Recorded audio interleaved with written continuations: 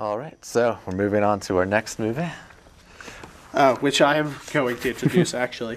This movie is called The Surrogates, also adapted from a graphic novel, directed by Jonathan Mostow.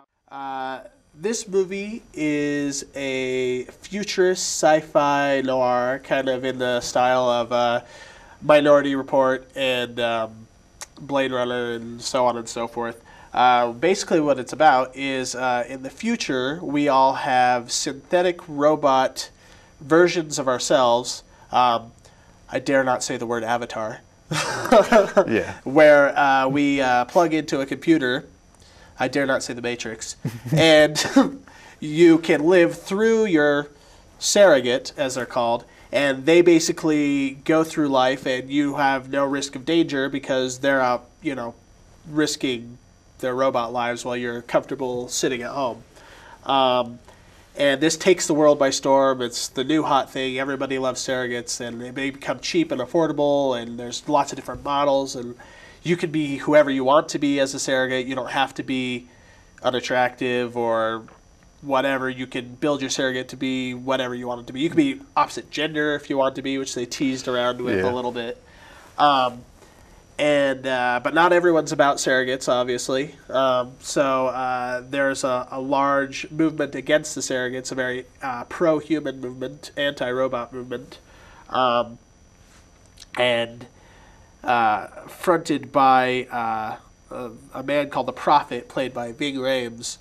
And as the plot progresses, we learn that there is some murders taking place upon people, actual people, not just their surrogates. There's some sort of cross between death of surrogate and death of the real person, which isn't supposed to happen. And Tom Greer, played by Bruce Willis, is the moody detective who has to figure this all out. And there's lots of twists, lots of things you find out about all of the main players, and in general, I liked it. It was a fun action movie. It was a good sci-fi noir, but it's something I've seen a lot. I draw comparisons all over the movie, and I feel like it didn't really have anything original to say. It was basically, if you've seen Blade Runner, if you've seen AI, if you've seen iRobot, and you've essentially seen this movie. You've seen The Matrix. Yeah. So, but it's a good rental, I guess.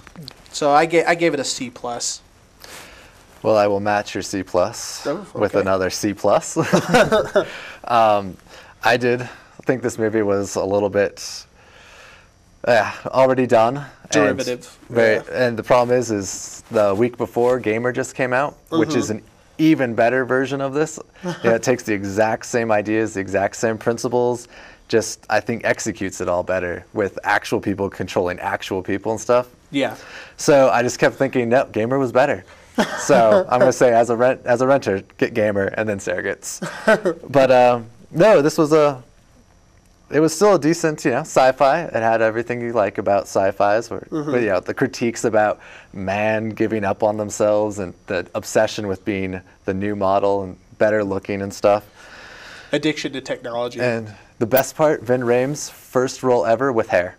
Yeah. And it was impressive dreadlock hair. Kind of looked like George Clinton, Parliament Funkadelic. And this it also had old stars, James Cromwell from Babe and iRobot. Oh, yeah. And the director of Terminator 3, so this guy's not unfamiliar with robots. Yeah, he's been there. So, I fully agree with you. It was a pretty... it wasn't predictable, at least. I mean, the plot twists were at least there, but it was just like every other sci-fi robot movie that you've seen. Yeah, exactly. It was fun, and I enjoyed some of the stylistic moves because there was definitely, there's little nods to film noir because you had your weird angled shots. Yeah. So almost every single scene actually was a weird angled shot, and I thought that was kind of entertaining. Yeah. But yeah, in the end, it just kind of felt hollow to me because it was just I've seen it. I've seen the movie before I've seen the movie, but. Yeah. I'd say if you're a general fan of sci-fi, just take a look at it. It's not going to hurt you. Definitely want to check it out. All right, so.